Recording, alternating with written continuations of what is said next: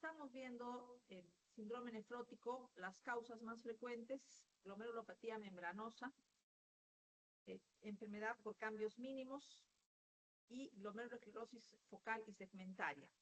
Son las tres glomerulopatías que dan fundamentalmente síndrome nefrótico. Pero esta es más grave que las anteriores porque con mucha frecuencia llega a la insuficiencia renal crónica, lo cual no pasa, por ejemplo, con la enfermedad de cambios mínimos, que ya hemos visto que en niños tiene un pronóstico excelente. También puede dar hipertensión y hematuria. Tenemos la forma primaria, no se conoce la causa, pero la forma secundaria asociada a SIDA, obesidad mórbida, adicción a la heroína, drepanocitosis.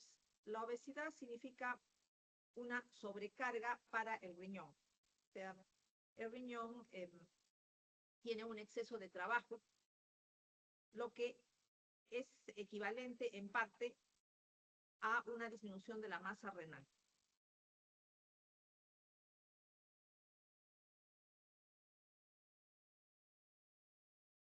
Tenemos también que hay esta forma de glomerulopatía asociada a la nefropatía por IgA.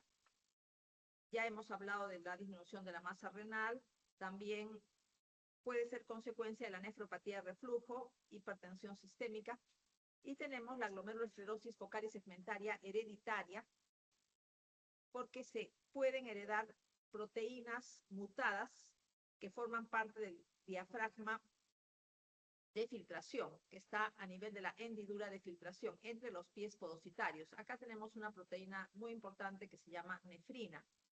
Y ya hemos visto que en enfermedad por cambios mínimos hay anticuerpos contra la nefrina.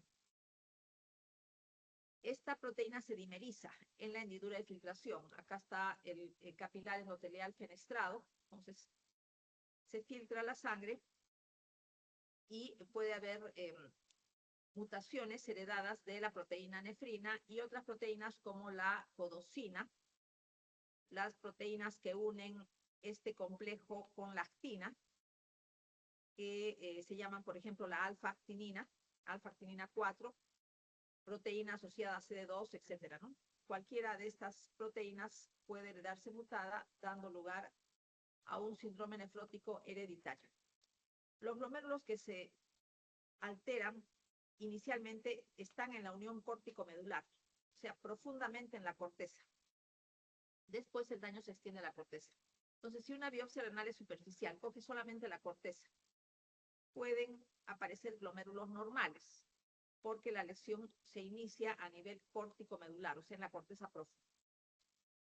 Hay una esclerosis del glomérulo por depósito de material tipo matriz mesangial, que es un material similar a la membrana basal, y material proteico del plasma.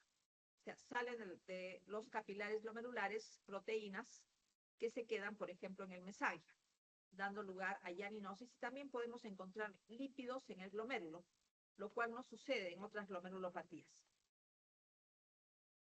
Esta es más grave, como ya dije, porque además tiene atrofia tubular y fibrosis intersticial, lo que puede suceder en la membranosa, pero ya en estadios muy avanzados. Acá es mucho más temprano.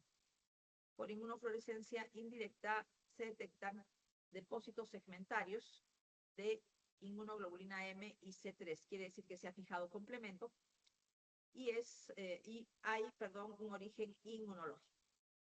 Ya hemos visto el nombre focal, quiere decir que algunos glomérulos están comprometidos y otros son normales. Y segmentaria, una parte del glomérulo. Por ejemplo, acá tenemos 3 glomérulos. 2 tienen un aspecto normal y este tiene una zona de fibrosis, pero la zona de fibrosis no abarca todo el glomérulo, porque esta parte es normal. De ahí viene el nombre de segmentaria. O sea, un segmento del glomérulo es el que tiene las alteraciones. Y focal porque hay muchos glomérulos normales. La proteinuria es no selectiva. Ya sabemos lo que significa no selectiva y la respuesta a los corticosteroides es variable, recordando que la respuesta de la enfermedad de cambios mínimos a los corticosteroides es muy buena. Tenemos acá una zona de esclerosis y acá está más o menos normal, entonces es segmentaria. Acá hay una masa hialina y hemos dicho que todo lo que es hialinosis significa proteínas que han pasado del capilar glomerular hacia el mesangio, básicamente, ¿no? Lo mismo tenemos acá. Esta parte es normal y acá está esclerosado.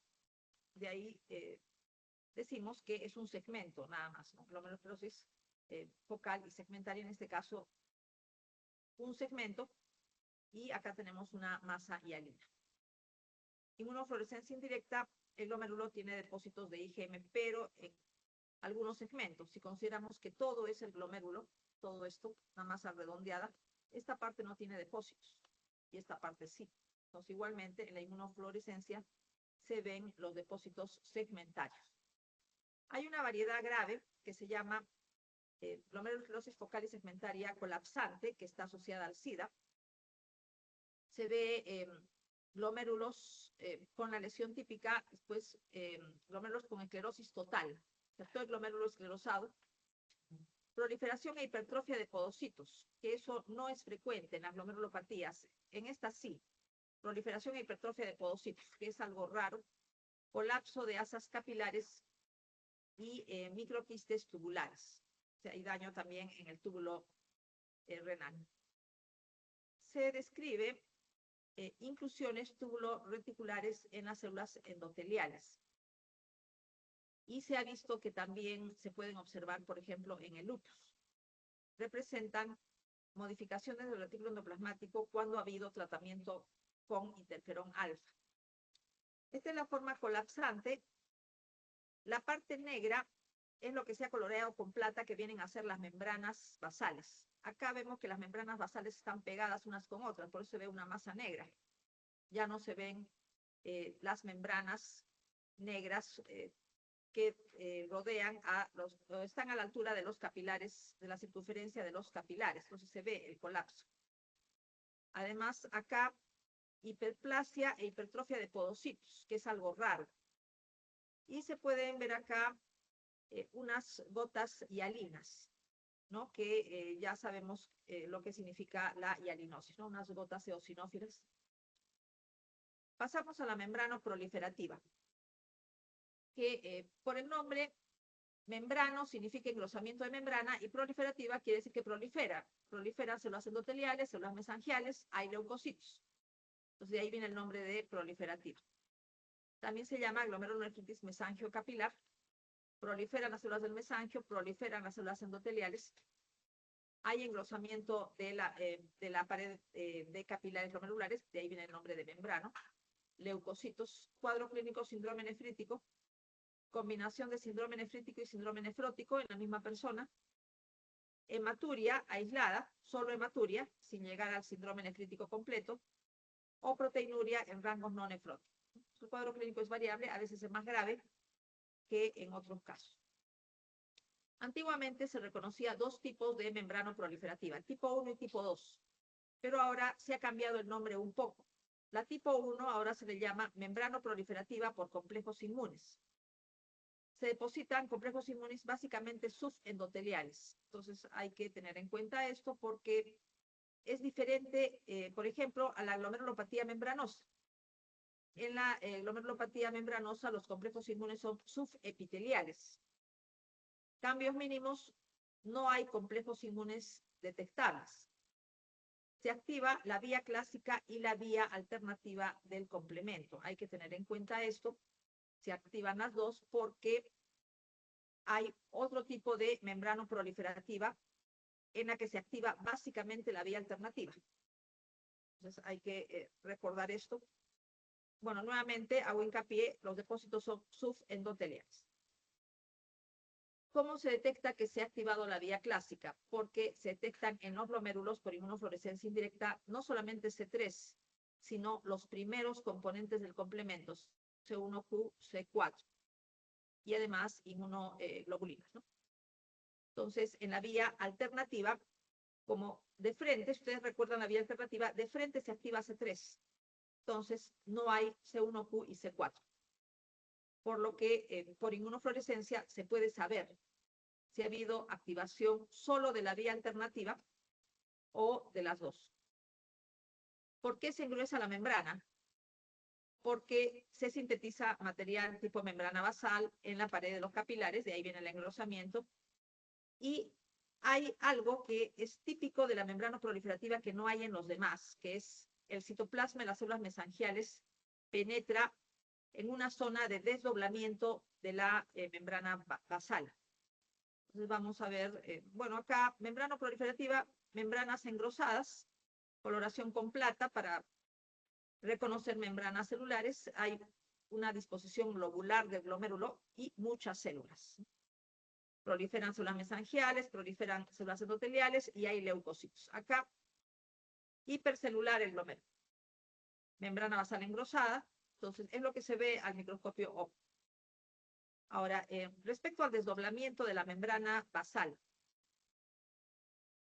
aquí se puede ver en la coloración con plata, si por ejemplo vemos este capilar, vemos dos rayas, como si fueran dos líneas negras, acá también, dos líneas negras, paralelas. Eso representa desdoblamiento de la membrana basal. Y entre las dos capas de la membrana basal penetra citoplasma de las células mesangiales. Eso es típico de la membrana proliferativa. Tenemos acá la tipo 1, que ahora se llama glomerulonefritis por complejos inmunes. Vemos, si estos son los podocitos y esta es la membrana basal, los depósitos están por dentro. Si están por dentro, quiere decir que son subendoteliales, también pueden ser mesangiales y hay proliferación celular, ¿no? Y si hay daño a los podocitos, entonces ya sabemos que va a haber proteína. Acá, por este lado, si esta es la membrana basal, y tenemos acá el podocito, y estos son los procesos podocitarios dañados. Acá vemos cómo el proceso podocitario está horizontal, acá también. Entonces sería subendotelial.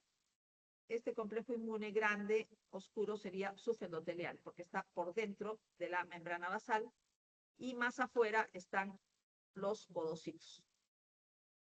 Tenemos acá un desdoblamiento, tal como se ve en el microscopio electrónico. Si esta es la membrana basal, y acá también, acá se ve membrana basal y acá también.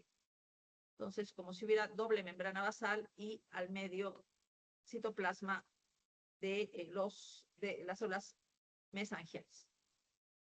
Acá lo que se ve es también lo mismo, ¿no? Las flechas dobles, membrana basal por acá y membrana basal por allá, ¿no? Entonces hay un desdoblamiento de la membrana basal, lo mismo acá, membrana basal y membrana basal, desdoblamiento. Y vemos depósitos electrodensos, como por ejemplo estos, depósitos electrodensos que estarían por dentro. Esta es la membrana basal, una de las zonas, y están por dentro, subendoteliales.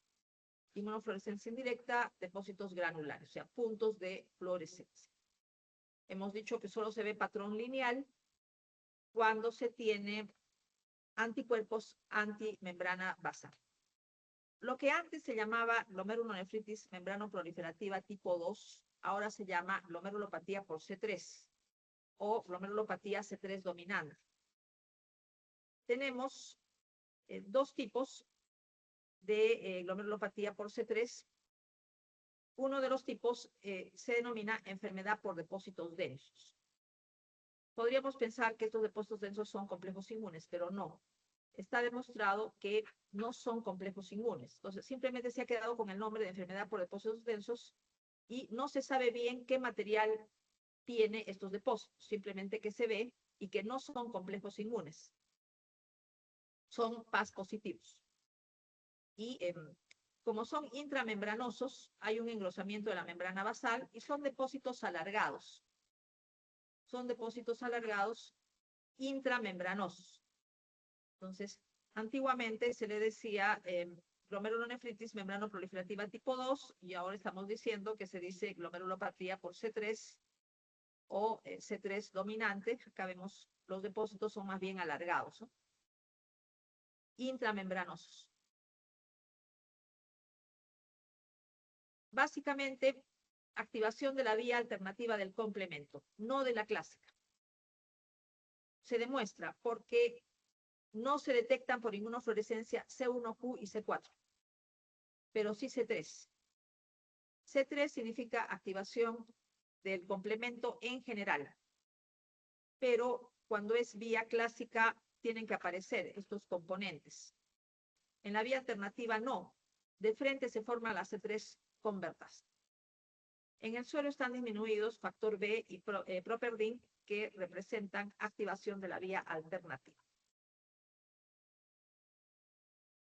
El defecto básico en esta glomerulopatía se forman autoanticuerpos que se unen a la C3 convertasa y la estabilizan, lo cual no es normal. La C3 convertasa de la vía alternativa no es estable. Es degradada fácilmente por el factor H y por el factor I. Entonces, lo normal es que la C3 convertasa no sea estable. Se forma, activa el complemento y rápidamente se degrada. Pero en esta glomerulopatía está estable. Quiere decir que la vía alternativa del complemento está constantemente siendo estimulada. Entonces, constantemente vía del complemento estimulada quiere decir que constantemente hay daño al glomérulo renal. Y el autoanticuerpo se llama factor nefrítico C3 o C3-nef, ¿no? que es lo mismo. Tenemos acá un esquema. Acá por este lado está la glomerulopatía C3 dominante con depósitos densos intramembranosos. Pero en las dos. En el esquema, bueno, el esquema lo que trata de representar es que hay como dos membranas basales, una por este lado y otra por acá, y por ahí se mete el citoplasma de la célula mesangial, ¿no? Eso es lo que se ha detectado de manera típica en la membrana proliferativa en general, incluyendo la glomerulopatía por C3. Y acá también se ve lo mismo, ¿no? Como si hubieran dos membranas basales, y eso ya lo he mencionado. Los depósitos son fundamentalmente en la mediada por complejos inmunes subendoteliales, pero a veces, más raramente, pueden haber unos depósitos epimembranosos o subepiteliales. Acá vemos lo que sucede. Activación de la vía alternativa del complemento, no por reacción antígeno-anticuerpo. Por reacción antígeno-anticuerpo se estimula la vía clásica. Vía alternativa, polisacáridos, endotoxinas bacterianas, agregados de IgA. Se forma la C3 convertasa de la vía alternativa. Interviene el factor D y el factor D en su formación. Pero después viene el factor H y el factor I que la degradan, que sería lo normal. Pero ahí aparece el autoanticuerpo, que se llama factor nefrítico C3. De manera normal, el properdin estabiliza la C3 convertasa de la vía alternativa, pero tiene también una vida media corta. El factor nefrítico C3 es un anticuerpo que actúa por periodos largos, estabilizando la C3 convertasa, lo que significa daño glomerular constante, ¿no? Y bueno, ya sabemos lo que hace la C3 convertasa, ¿no? Convierte C3 en C3b. La forma secundaria es solamente del tipo 1, o sea, solamente por complejos inmunes, pero de forma secundaria. O sea, complejos inmunes se depositan, pero se forman en base a otras enfermedades, por ejemplo, lupus. En esta enfermedad, lupus eritematoso, se forman complejos inmunes y eso es parte de la enfermedad. Entonces sería una forma secundaria. La forma primaria no se sabe por qué se forman los complejos inmunes. También se forman complejos inmunes por hepatitis crónica, por el virus B y C. Y a veces esos complejos inmunes contienen crioglobulinas o las crioglobulinas se forman dentro del grupo de anticuerpos contra virus B y C. Algunos de estos anticuerpos son crioglobulinas. También tenemos otras infecciones. Endocarditis bacteriana, derivación infectada de ventrículos cerebrales, abscesos viscerales crónicos, se forman complejos inmunes, que sería una forma secundaria, ¿no? Porque se conocería la causa. La causa es una infección. En nefropatía por IgA o enfermedad de Berger se deposita IgA1 en el mesangio, a veces también IgG, o sea, básicamente en el mesangio. Se ha demostrado activación de la vía alternativa del complemento. Aquí también vía alternativa, ya sabemos cómo se detecta que solo se activa la vía alternativa. Esta IgA que se deposita en el mesangio no es una IgA normal. Es una IgA en la cual no se han fijado azúcares con galactosa a la región bisagra de esta inmunoglobulina. O sea, hay una glicosilación inadecuada, glicosilación deficiente. O sea, es una IgA1 normal, perdón, anormal, la que se deposita. No es la IgA1 normal. Es la forma más común de glomerulonefritis primaria. ¿No? Es más común que las otras glomerulonefritis, la postestreptocócica, etc. Hematuria de curso ondulante y variable. Curso ondulante significa, como ya ustedes se imaginan, la persona tiene hematuria, mejora sola. La hematuria desaparece sin ningún tratamiento, luego nuevamente vuelve a aparecer la hematuria. A veces puede aparecer el cuadro después de una infección gastrointestinal, respiratoria o urinaria y afecta a gente joven. Segunda o tercera década, generalmente varones. Tiene una relación directa con la púrpura de Jenow-Schönlein o púrpura anafilactoide. Pero esta púrpura de Jenow-Schönlein también es por IgA, pero los depósitos de IgA no están solo en riñón, sino también en vasos pequeños de múltiples órganos, como vísceras, como la piel. Entonces, la nefropatía por IgA es una forma que solo afecta al riñón. Y la púrpura de Jenow-Schönlein es lo mismo, pero afecta varios tejidos, incluyendo piel, vísceras, etc. En la biopsia renal hay proliferación mesangial, aumento de la matriz mesangial, glomerulonefritis focal y segmentaria, que hay fijación de complemento, entonces también hay glomerulonefritis. Cicatrización en el glomérulo puede ser del tipo glomerulosclerosis focal y segmentaria. O sea, hay, algunas veces la forma morfológica es glomerulosclerosis focal y segmentaria, pero la patogénesis es por IgA. Acá lo que se ve es solamente engrosamiento del mesangio. O sea, aumento de la matriz en el mesangio. No se ve otra cosa en este glomérulo. Lo que se ve acá, bueno, acá complejos inmunes están en negro. Entonces hay que recordar que en la nefropatía por IgA, básicamente en el mesangio. No son subendoteliales, subepiteliales, sino en el mesangio, básicamente. Y lo que se ve en la inmunofluorescencia es depósitos granulares de IgA en la matriz mesangial. Bueno, acá, si este es un capilar glomerular, estos negros son glóbulos rojos. Estas estructuras bien negras son glóbulos rojos y los depósitos electrodensos son estos. Estos son más irregulares y más oscuros también, no tan oscuros. Vienen a ser los depósitos en el mesangio y, bueno, por inmunofluorescencia en el mesangio, ¿no? La fluorescencia, los puntos de fluorescencia básicamente en el mesangio. Pasamos a glomerulonefritis hereditaria, síndrome de Alport. Se heredan genes del colágeno 4 con mutaciones, ¿no? Por eso es hereditario. Hay hematuria, proteinuria variable, progresa a insuficiencia renal crónica.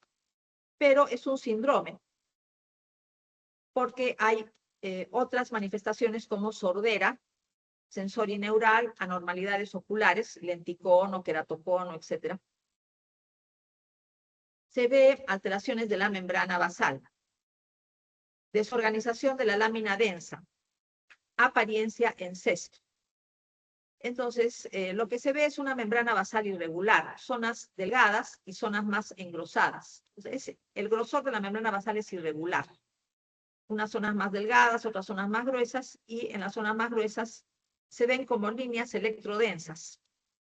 lo que se denomina laminación. Y acá también, partes delgadas, membrana basal delgada y otras partes más gruesas. O sea, el grosor de la membrana basal es irregular en el síndrome de Alport y se ven unas líneas en la membrana basal. Forma más frecuente, herencia recesiva ligada al sexo, mutación de la cadena alfa 5 del colágeno 4. También puede haber alteración de las cadenas alfa 3 y alfa 4 del colágeno 4 en forma secundaria o por mutaciones. O sea, son 3 tipos de cadenas alfa, 3, 4 y 5. En cambio, por ejemplo, en Guzpacho solamente se altera alfa 3, ¿no? Como podemos recordar. Entonces, hay diferencias. Enfermedad de la membrana basal fina o delgada, adelgazamiento uniforme de la membrana basal, conservación de la función renal, pero hay hematuria. Mutaciones de las cadenas alfa 3 y alfa 4 del colágeno 4, ¿no? Colágeno de membranas basales y generalmente se trata de heterocigotes. Por eso el daño no es grave. Entonces conserva la función renal. ¿Y cuál es la diferencia con la anterior, con síndrome de Alport? Solamente hay mutaciones en la cadena alfa 3 y alfa 4, no en la cadena alfa 5. Hemos visto que en Alport están mutados, pueden mutar, pueden heredarse mutados, cadena alfa 3, 4 y 5. Entonces, en las biopsias cutáneas se detecta la cadena alfa 5 en esta enfermedad, lo que no pasa con síndrome de Alport. Glomerulonefritis crónica, estadio final de muchas enfermedades glomerulares, cuadro clínico, insuficiencia renal crónica y uremia, riñones pequeños macroscópicamente, adelgazamiento de la corteza, superficie externa del riñón con aspecto granuloso, dificultad para la descapsulación, o sea, la cápsula se pega al parénquima, microscopía, muchos glomérulos escleróticos que se ven como masas redondeadas, acelulares y fibróticas. Entonces, vamos a ver. Por ejemplo, este glomérulo es una masa redonda de fibrosis, ya no queda nada, nada de penacho de capilares, mesangio, no queda nada, es acá, masa redonda de tejido fibrótico. Es un glomérulo completamente esclerótico. Esto sucede en la glomerulonefritis crónica, ¿no? Claro que hay glomérulos normales. Dependiendo del porcentaje de glomérulos normales, la persona puede requerir diálisis crónica o no requerirla. Túbulos atróficos, fibrosis intersticial y nefritis intersticial, ¿no? Entonces, también se puede ver mucho linfocito, mucha fibrosis, túbulos atróficos también. Los túbulos atróficos pueden tener un material hialino en su interior, lo que se llama tiroidización. Pueden haber signos de hipertensión, glomerulosclerosis hiperplásica. Hemodiálisis de mucho tiempo da lugar a engrosamiento de la íntima arterial a expensas de proliferación de fibras musculares lisas y acúmulo de proteoglicano. Pueden haber calcificaciones, se depositan cristales de oxalato de calcio y aparecen quistes. Quistes adquiridos en riñones con hemodiálisis de mucho tiempo. ¿Qué porcentaje de glomerulonefritis van a glomerulonefritis crónica? El grosor de la flecha indica el mayor porcentaje de casos que van a glomerulonefritis crónica. Entonces, la flecha más gruesa es esta. Glomerulonefritis con medias lunas. Entonces, glomerulonefritis rápidamente progresiva con formación de medias lunas epiteliales es la que generalmente va a glomerulonefritis crónica, y eso ya lo hemos visto. En segundo lugar, glomerulosclerosis focal y segmentaria. En tercer lugar, flecha más delgada, glomerulonefritis membrano proliferativa. Después tenemos nefropatía membranosa, nefropatía por IgA. Raro, glomerulonefritis postestreptocócica, muy raro que vaya a glomerulonefritis crónica. Hemos dicho que generalmente son autolimitadas y se curan solas. Ocasionalmente los adultos pueden ir a glomerulonefritis crónica. Y ya las otras causas son mucho más raras. Bueno, esto la vamos a pasar. Acá se ve nefritis intersticial, mucha fibrosis, arteriolesclerosis hiperplásica por la hipertensión, atrofia tubular, glomérulos fibróticos, en fin, ¿no? Todo lo que representa la glomerulonefritis crónica. Y terminamos hablando de algo sobre lesiones glomerulares en el lupus. Ya sabemos que en el lupus de manera usual se forman complejos inmunes, una enfermedad autoinmune, que se depositan en los glomérulos a nivel de membrana basal y del mesangio, pero también se depositan en las membranas basales de los túbulos renales, en las membranas basales de capilares peritubulares y paredes vasculares, lo que no pasa en las glomerulopatías primarias. En las glomerulopatías primarias se depositan complejos inmunes básicamente en el glomérulo y no en túbulos en otros vasos del riñón. También trombosis en capilares del glomérulo y otros vasos por anticuerpos antifosfolípidos que dañan el endotelio, dando lugar a trombosis. Tenemos la tipo 1, normal o anormalidad mínima. Tipo 2, solo prolifera el mesangio. Se forman complejos inmunes en el mesangio. Tipo 3, acá ya hay daño. Glomerulonefritis proliferativa focal. Proliferación, necrosis o esclerosis en el glomérulo, afectación global o segmental. Entonces, la necrosis en partes del glomérulo es muy frecuente en la glomerulonefritis lúpica. Generalmente afecta segmentos. Tipo 4 es la forma más frecuente. Glomerulonefritis proliferativa difusa. Hay afectación difusa global segmentaria. Proliferativa, prolifera mesangio, células mesangiales, proliferan células endoteliales, hay leucocitos. Tipo 5, básicamente glomerulopatía membranosa, en la cual no hay proliferación, ni de mesangio, ni de endotelio, no hay leucocitos, solo engrosamiento de membrana basal. Hay una forma que es rara, pero existe. Solo hay básicamente síndrome nefrótico, pero igual tiene mal pronóstico. La forma 6 significa que el daño renal es severo. Glomerulonefritis esclerosante avanzada, esclerosis glomerular, atrofia tubular, fibrosis intersticial, es la forma más grave, que significa daño renal severo, que tiene que ir a la hemodiálisis o al trasplante. En este glomérulo se ve una zona de necrosis, ¿no? Aquí vemos una zona muy eosinófila, que eso es bien típico del glomérulo, zonas de necrosis en el glomérulo, que no se ve en otras glomerulopatías primarias. Acá también lo que se ve más eosinófilo son zonas de necrosis. Y la necrosis es generalmente segmentaria. Esa es una lesión típica de lupus, ¿no? Aparte de la proliferación.